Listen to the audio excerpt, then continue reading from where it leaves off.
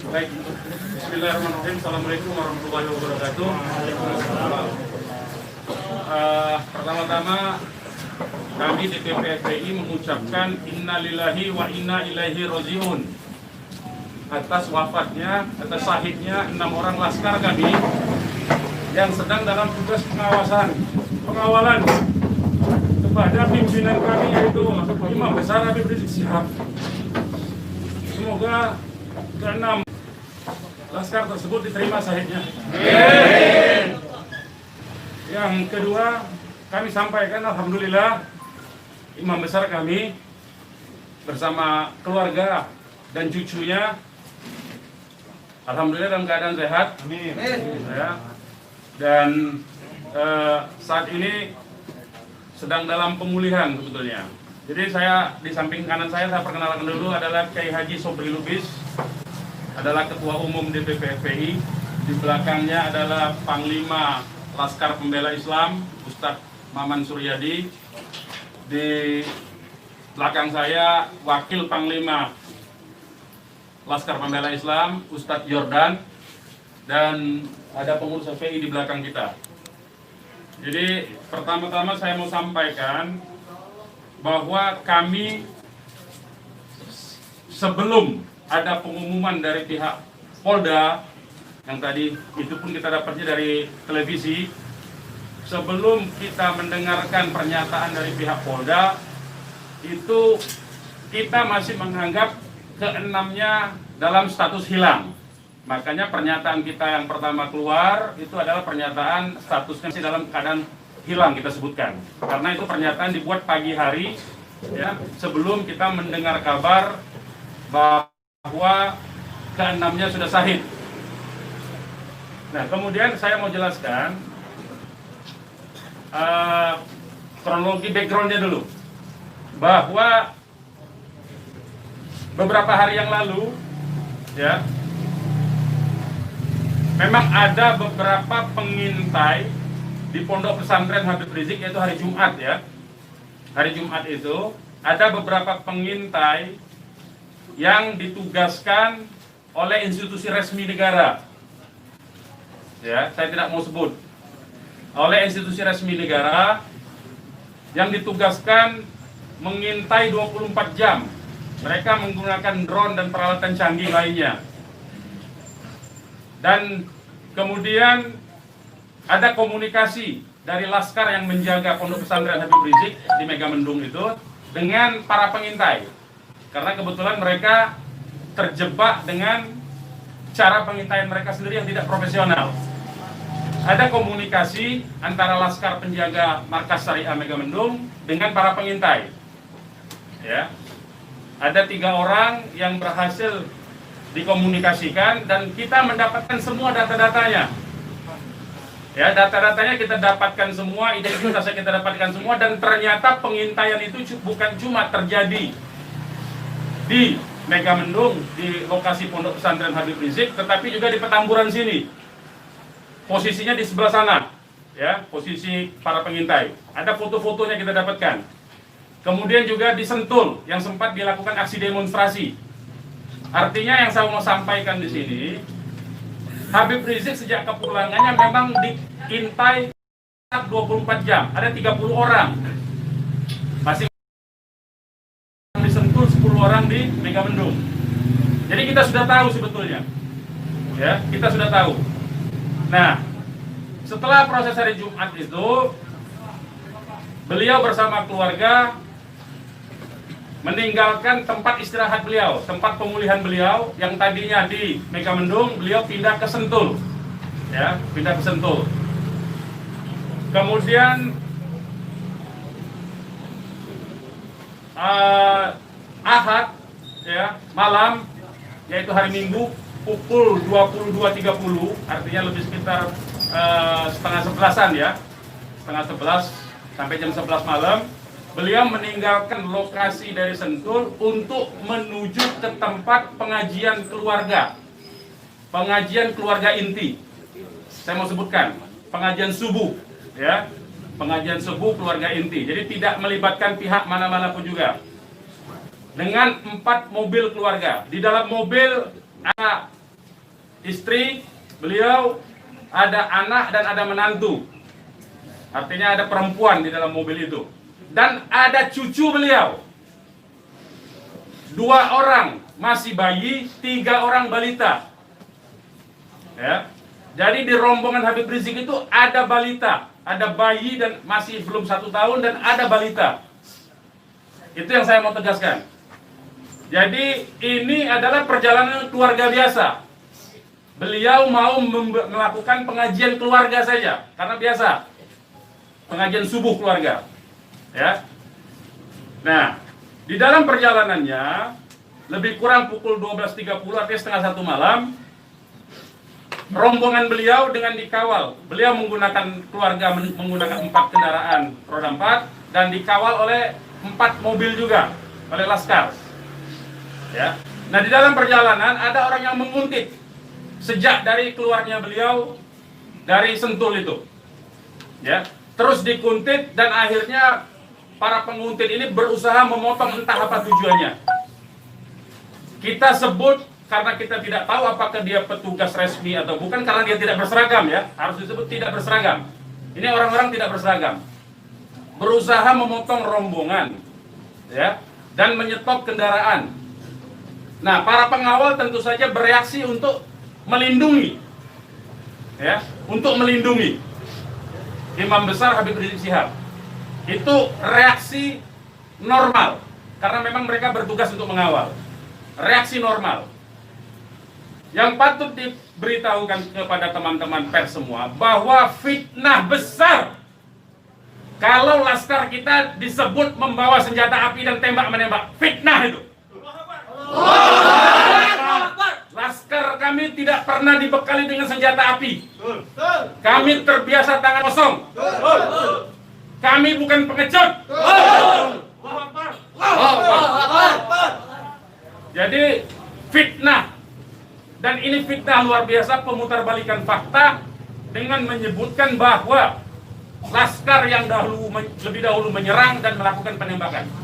Kalau betul itu coba dicek senjata apinya, nomor register senjata apinya, pelurunya itu semua tercatat. Cek saja, silakan dicek. Pasti bukan punya kami, karena kami tidak punya akses terhadap senjata api dan tidak mungkin membeli dari pasar gelap. Ya, jadi bohong sama sekali. Apalagi di FPI, di kartu anggota FPI dan kartu anggota LPI disebutkan bahwa setiap anggota FPI dilarang membawa senjata tajam, senjata api, bahkan dan bahan peledak. Itu dilarang di kartu anggota kita punya. Ya. Nah, jadi upaya-upaya memfitnah, memutarbalikkan fakta hentikanlah. Ya. Hentikanlah. Nah, kemudian kejadiannya, ya. Kenapa kami menyatakan laskar kami dalam keadaan hilang? Karena memang kami belum tahu keberadaannya di mana. Itu membuktikan bahwa mereka dibunuh dan dibantai. Ya. Kalau sejak awal tembak menembak itu berarti dia tewasnya di tempat dong. Tewas di tempat pasti banyak. Semalam saya sendiri sampai jam 3 sudah ngecek dengan teman-teman yang di lapangan, tidak ada jenazah di situ, tidak ada keramaian di situ. Yang ada justru petugas aparat setempat yang ada di lokasi yang diperkirakan di sekitar pintu tol Karawang Timur. Ya, di tengah malam itu saya suruh cek. Begitu saya mendengar ada berita terjadi ada laskar kita yang ditembak, kita suruh cek ke pintu tol Karawang Timur. Ternyata tidak ada mobil laskar di situ. Mobil laskar tidak ada, jenazah tidak ada. Kalau itu memang tembak menembak dan tewas di tempat, itu pasti ada jenazah di situ. Pasti membutuhkan proses lama untuk evakuasi di situ. Tetapi ini tidak ada. Dan bahkan saudara-saudara perlu ketahui, teman-teman media, sempat salah satu laskar mengirimkan voice note rintihan dari salah satu laskar kita yang ditembak. Itu artinya apa? Itu artinya laskar kami dibawa ke satu tempat dan dibantai di tempat itu. Dibantai di tempat lain. Itu artinya. Dan kemudian waktu kemudian setelah voice note terkirimkan, tidak ada lagi HP dari laskar 6 orang itu yang aktif kita hubungi. Kita sudah cari sampai pagi tadi, sampai siang tadi sebelum pengumuman dari pihak Polda, kita sudah cari kemana-mana, ke rumah sakit kita cari, ke kantor polisi kita cari, karena kita anggapnya itu orang hilang. Dan ternyata kemudian ada pengumuman bahwa seperti yang dinyatakan fitnah yang menyatakan tembak menembak itu. Ya. Nah, jadi sekali lagi saya mau katakan tidak betul ya, berdasarkan fakta-fakta dan kronologi yang saya sampaikan bahwa terjadi tembak menembak dan Laskar memiliki senjata api itu tidak betul sama sekali. Itu fitnah besar terhadap kami, fitnah besar terhadap umat Islam. Kami anggap itu upaya memutarbalikkan fakta yang tidak pada tempatnya. Saudara-saudara harus diperhatikan, ini 6 orang ya, 6 orang wafat dibantai, keluarganya ada 1 di dalam, ya, ibunya ada 1 di dalam, ada 1 orang tuanya laki-laki sedang sholat di masjid, ya. Ini anak-anak kita tahu persis, anak-anak ini hanya bentuk kecintaannya mengawal pimpinan kami, imam besar, hanya bentuk pengabdian, tidak memiliki agenda apapun, tidak memiliki senjata api, tidak memiliki bahan peledak, dan segala macam bentuk senjata lainnya. Dari kami, saya kira itu. Ketua Umum silakan kalau ada yang mau menyampaikan. Silakan. Bang, ya. Untuk pengecekan CCTV di lokasi sudah dipinta? Belum kita lakukan, karena kita ini masih sibuk sampai dengan siang tadi sebelum ada pengumuman dari pihak Polda, kita masih sibuk memastikan keberadaan 6 orang tersebut. Ya. Jadi kita belum mengecek kemanapun, kita masih menelusuri kemana-mana tempat dari kemungkinan-kemungkinan itu dibawa, yaitu apakah rumah sakit, karena kita mendengar ada voice note yang tertembak, kan, rintihan dari salah satu korban yang ditembak, masih sempat didengarkan oleh Laskar yang tetap mengawal, ya. Dan kita belum mengetahui itu, sampai hari ini, bahkan sampai detik ini, kita belum mendapatkan akses terhadap jenazah. Itu yang patut dicatat. Kita tahu bahwa mereka 6 orang Laskar ini yang syahid ini adalah wafat, baru tahu dari pengumuman, ya, dari pihak kepolisian. Jadi itu yang perlu saya sampaikan. Tapi posisi 6 ini di mana sekarang Bang, udah diketahui? Sampai hari ini saya belum tahu. Kita belum mendapatkan informasi. Ini menunjukkan bahwa bukti konkret bahwa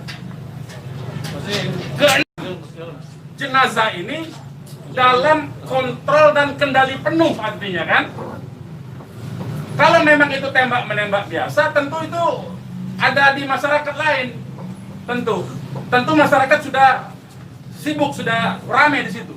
Ini sampai sekarang ini kami tidak mendapatkan akses di mana keberadaan jenazahnya, ya, kondisi lukanya di mana tembak menembak, berapa lubang pelurunya, kami tidak tahu. Hanya satu-satunya sumber informasi baru bahwa dinyatakan bahwa tewas. Ya. Bang, untuk yang 4 orang Bang, penjelasan yang Bapak bilang tadi yang terkait di tol Jakek itu berarti Bapak melihat sendiri bahwa tidak sempat terlihat adanya mayat dalam. Saya tidak melihat sendiri, tapi kita tugaskan ada Laskar kita untuk ngecek mulai dari pukul 1:30 ya sampai pukul 3 sampai menjelang subuh kita cek. Gitu. Tidak ada di situ peristiwa tembak. Terima kasih, siapkan masuk.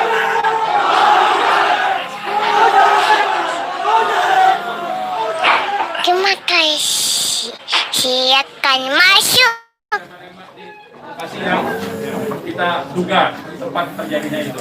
Bang, untuk yang 4 orang yang masih sisa itu kan ada 10 orang kan yang dikabarkan Yang mengawal itu 4 mobil. Jadi lebih dari 10 orang. Berarti yang sisanya itu bakal bisa menjadi saksi dong Bang?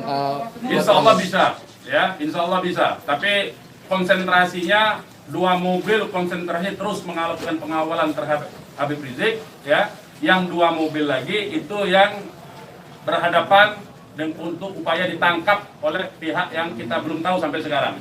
Tapi diakui oleh mereka itu sebagai polisi kan.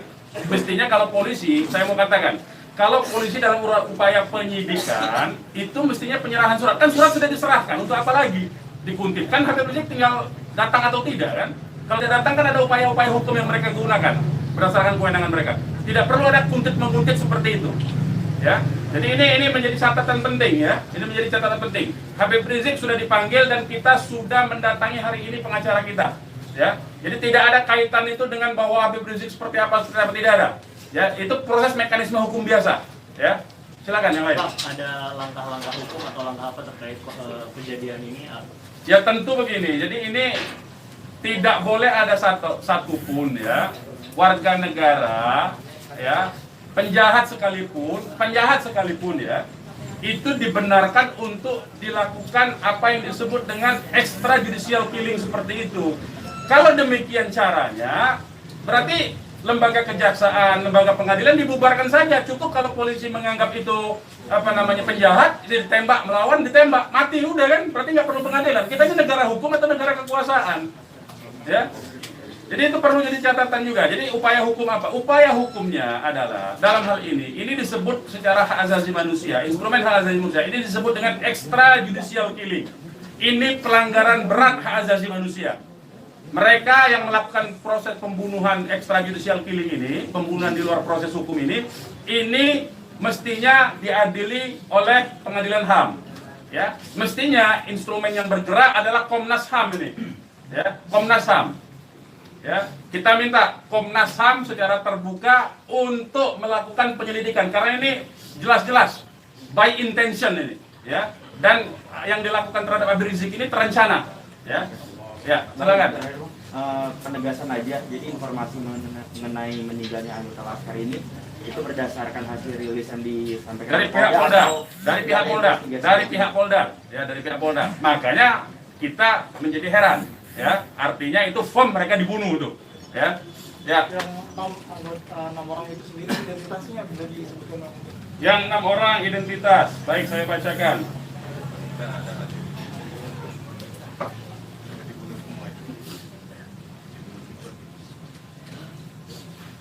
Saya bacakan nama-nama laskarnya ya. 1 Faiz, ini nama panggilan, kita belum cek nama aslinya ya. Ini baru nama panggilan dari teman-temannya yang mengabarkan. 1 Faiz, 2 Ambon, 3 Andi. Yang Andi ini ibunya sudah ada di sini di dalam kantor kita. 4 Reza, 5 Lutfi, 6 Kadafi. Ya. Semuanya adalah anggota Laskar dari Laskar DKI. Ya. Saya ulangi lagi, Faiz, Ambon, Andi, Reza, Lutfi, dan Kadafi. Ya, 6 orang. Usianya sendiri rentang ada. Usianya kita masih cross check dengan keluarga ya. Kita belum tahu karena kita kan tidak pegang KTP-nya. Bang, satu lagi nih. Peristiwa baku tembak ini kan terjadi. Tidak ada peristiwa baku tembak, Mas. Peristiwa penembakan yang peristiwa ada. penembakan ini kan dikabarkan sama Pak Kapolda karena ada isu pengarahan massa ke Jakarta mengawal Habib Rizik pemeriksaan. Nah, apakah itu benar? Jadi itu membuktikan itu fitnah ya. Habib Rizik itu menuju luar Jakarta, bukan menuju dalam Jakarta. Jadi kebohongan-kebohongan seperti itu tidak layak dikutip menurut saya. Ya, tidak boleh informasi publik dijejali dengan berbagai macam kebohongan. Hentikan kebohongan. Habib Rizik menuju arah luar Jakarta, bukan menuju dalam Jakarta. Menuju ke tempat pengajian. Pengajian itu pengajian keluarga. Keluarganya keluarga inti. Terdiri dari, ya kalau saya sebutkan nanti Habib Rizik terancam nyawanya. Mau tanggung jawab nggak nanti? Lokasi penembakannya di mana, Bang? Lokasi penembakan diperkirakan pintu tol Karawang Timur. Yang udah dicek di sana di mana? Sudah dicek di situ. Karawang Timur. Pintu tol Karawang Timur. Sudah kita cek. Berarti kalau dari rombongan HRS sendiri nggak ngelihat ada tembak-menembak di situ ya Pak? Yang tiba-tiba Tidak ada, memang tidak ada tembak-menembak. Ya, memang tidak ada tembak-menembak. Sudah saya katakan berulang-ulang, tidak ada tembak-menembak. Kalau bahasanya tembak-menembak, itu artinya dua belah pihak memiliki senjata api yang sama. Jadi kayak saya mohon lah ya, penggunaan diksi ini, kita didiklah masyarakat ini, didiklah publik ini, edukasilah publik ini dengan fakta yang sesungguhnya. Dari kami menyatakan tidak ada tembak-menembak. Kalau konotasinya penggunaan diksi tembak-menembak, itu dua belah pihak saling memegang senjata api. Tapi sempat mendengar senjata api dari polisi atau apa? Bagaimana? Salah satu mobil sempat terkena sempi dan sebagainya Pak? Bukan salah satu mobil, 6-6-nya udah tewas sekarang dinyatakan sendiri oleh mereka. Mengakui. Dilihat 4 rombongan itu Pak, 4 mobil itu Pak. Nah, 1 mobil. Ya, sudah saya katakan tadi, yang mengawal Habib Rizik ini 4 mobil. 2 mobil terus mengawal Habib Rizik menuju tempat pengajian. Yang 2 lah kemudian yang berusaha dihadang oleh OTK ini. Begitu, saudara. Ya. Kemudian terjadilah upaya-upaya penangkapan itu dan ada sekali penembakan di tahap awal itu dan mengenai 1 laskar. 1 laskar inilah kemudian yang voice note-nya sampai ke tim yang lain, ke mobil yang satunya. Mobil yang satunya segera katakanlah menyelamatkan diri begitu. Karena ini ada tembakan, itu bukti ya. Saya mau katakan ini ada 2 mobil. Satu mobil dihadang, satu mobilnya kalau betul ada tembak menembak dan laskar FPI punya senjata, tentu dihajar pakai mobil satunya. Ini kan tidak terjadi. Buktinya yang satunya mobil kita, laskar kita menyelamatkan diri begitu loh. Ya, itu faktanya. Jadi tidak ada penggunaan diksi tembak menembak. Penembakan yang ada itu. Penembakan oleh siapa? Sementara ini mereka mengakui bahwa itu dari pihak mereka. Dengan tadi pernyataan kan, jelas kan? Mereka sendiri yang mengakui. Tadinya kita anggap itu OTK, tapi sekarang sudah diakui. Ya. Nah, karena ini aparat negara yang melakukan, maka ini disebut pelanggaran hak asasi manusia yang berat, begitu. Pelanggaran hak asasi manusia berat itu sendiri, apakah FPI akan melapor ke Komnas HAM? Oh iya, kita akan berupaya tentu saja. Ya, kita akan menggunakan seluruh mekanisme hukum untuk melaporkan peristiwa ini. Ini tidak boleh didiamkan, sebab bisa saja nanti anda semua akan ditembak nanti kalau kritis. Ya, aman. Karena anda wartawan tentu saja menyuarakan yang kritis. Kalau anda tidak disenangi kritik anda nanti, anda akan menjadi sasaran. Semua warga negara Indonesia akan diperlakukan sewenang-wenang seperti ini. Ini tidak boleh dibiarkan. Ya, kami masih bersabar dengan menggunakan upaya mekanisme hukum. Ya, yaitu akan berupaya melaporkan ini ke Komnas HAM. Karena ini kita sebut pelanggaran HAM berat. Ya. Ada upaya dari FPI untuk mengkonfirmasi soal identitas 6 orang itu nggak Pak? Enggak, nanti kita keluarganya tentu kita ini sekarang aja sudah ada 3 keluarga ya. Insya Allah dari keluarga nama-namanya identitasnya akan kita dapatkan dalam waktu segera dan akan kita keluarkan identitas keluarga masing-masing termasuk umur, alamatnya ya. Sudah ada yang dihubungi pihak Polda terkait 6 jenazah itu? Belum ada. Ini kita tidak punya akses informasi ya. Pak, untuk jenazah sendiri ada di mana Pak? Karena kan di Polri sendiri tadi belum ada jenazah ke-6 orang. Nah itu tanya ke mereka yang nembak, mereka yang mengendalikan jenazah, kenapa tanya kita? Tanyanya mereka itu. Itu bukti mereka menguasai itu jenazah, ya. Dan dalam kewajiban seorang muslim itu jenazah harus segera diserahkan kepada keluarga, ya. Jangan dilama-lamakan. Dan keluarga menolak otopsi. Tidak dibenarkan otopsi tanpa izin dari keluarga. Terkait dengan kejadian ini sendiri, responnya Habib Rizik itu apa? Ya, beliau tentu saja mengucapkan innalillahi wa inna ilaihi rajiun. Ya, beliau sangat berduka, sangat bersedih karena ini adalah laskar yang semata-mata mengabdi kepada beliau untuk mengawal beliau. Ya.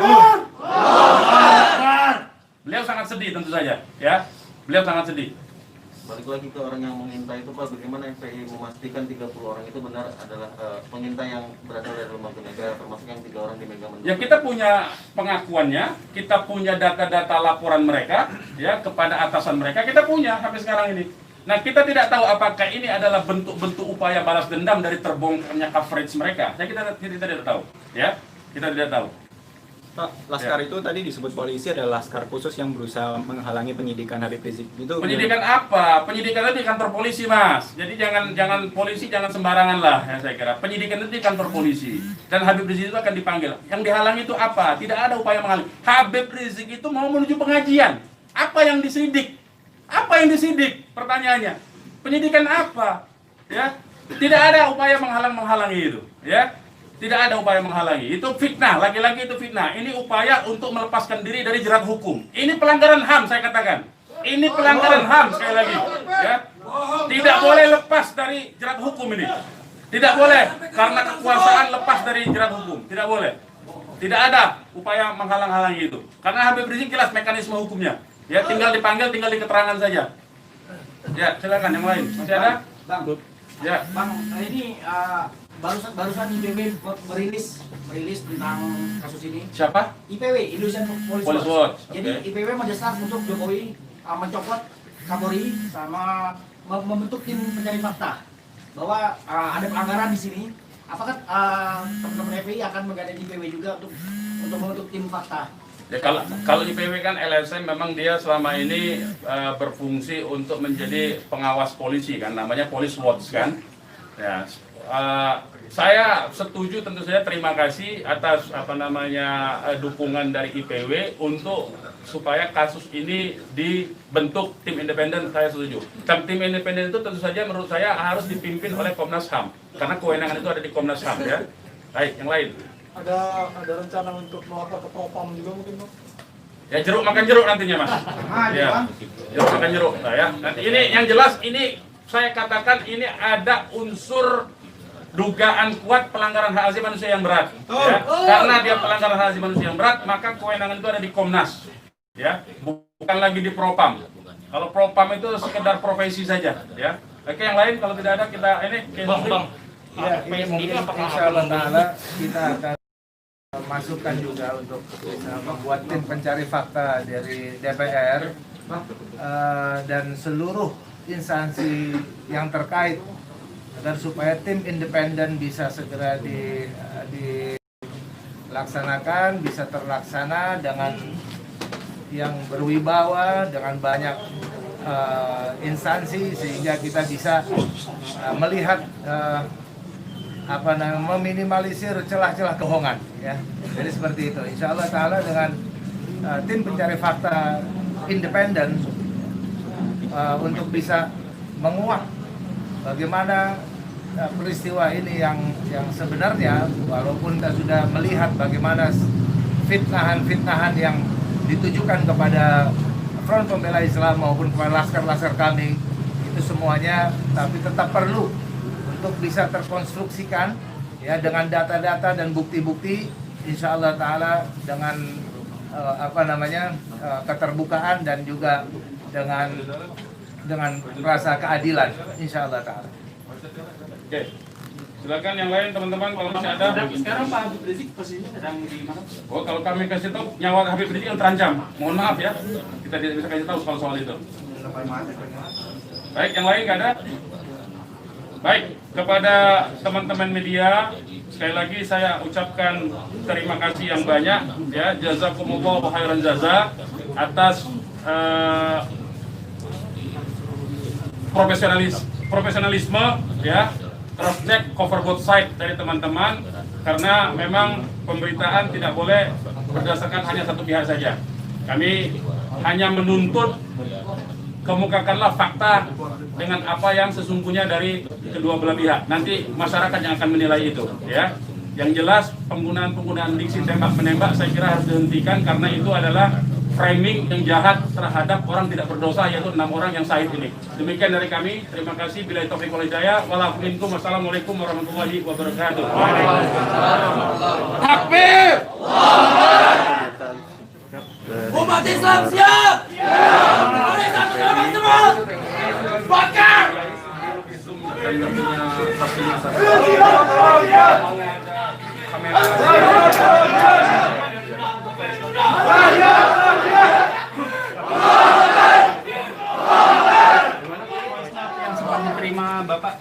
Saya belum pegang, tapi itu keterangan dari komandan timnya. Saya memang sengaja belum minta, ya. Itu dari korban bernama siapa, Pak? Yang voice note-nya itu? Bagaimana? Atas nama siapa korban voice note itu, Pak? Itu juga belum tahu. Itu voice note-nya itu dikirim itu sangat cepat sekali. Kita belum tahu.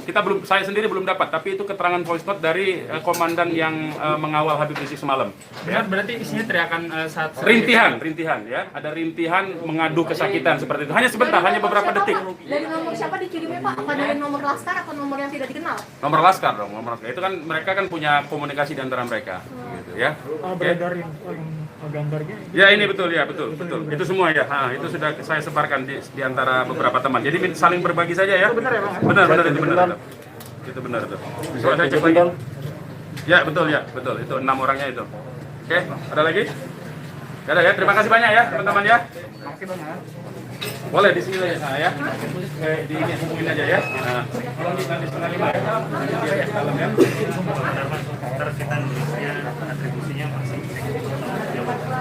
Saya sekum sekaligus kuasa hukum dari para korban, ya, karena saya profesi saya hari itu memang pengacara. Ya. Nah. Pakai telepon, kok bisa, silakan boleh itu, ya. Tapi pakai telepon, ya. Anda saja, ya, karena telepon saya nggak ada yang bisa dikontak, hanya WA talk. Jadi sementara WA jaringannya sangat jelek kalau dia. Jam berapa? Karena ini 4:30 soalnya. Oke, bentar lagi, ya. Terima kasih teman-teman, ya, semua, ya. Mohon maaf atas ketidaklayakan tempatnya, ya. Ya.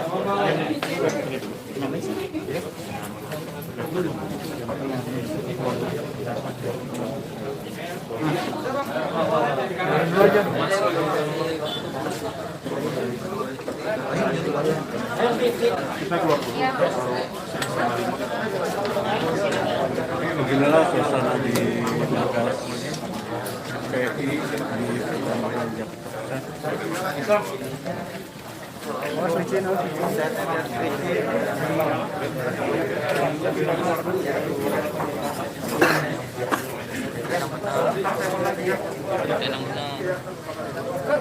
Soalnya beritanya nggak enakin dititip tadi. Seolah kami nyerang.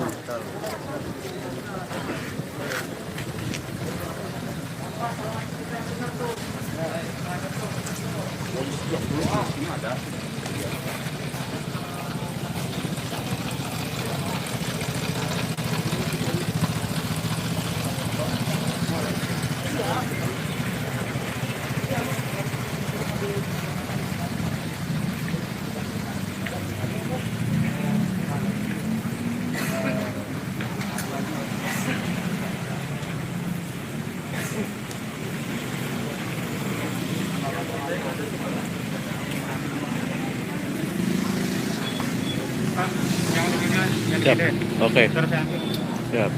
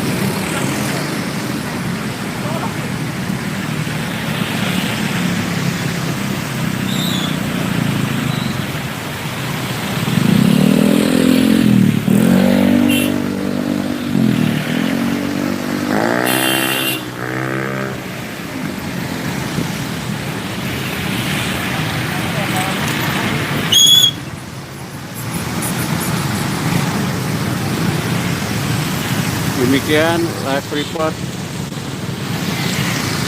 dari Markas Front Pembela Islam Jakarta Pusat.